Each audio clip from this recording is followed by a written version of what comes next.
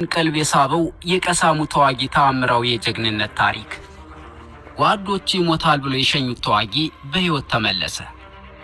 ዓለም በየዕለቱ ከጋዛ ሰርጥ በሚወጡ አሰቃቂና አስደንጋጭ ዜናዎች ተውጣ ባለችበት በዚህ ወቅት የዓለምን ቀልብ የሳበና እጅግ አስገራሚ የሆነ የጀግንነት ታሪክ ከዚያች ከፈራረሰችው ጋዛ ሰርጥ ተሰምቷል።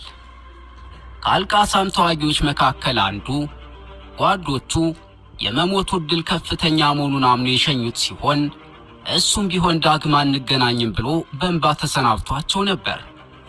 ሆኖም ግን ምክትል ብርጌድ አዛዥን ከ10 ወታደሮች ጋር አጋድሞ ዓለምን ያስደመመ ተአምራዊ ታሪክ ፈጽሞ በሕይወት ወደ ጓዶቹ ተመለሰ።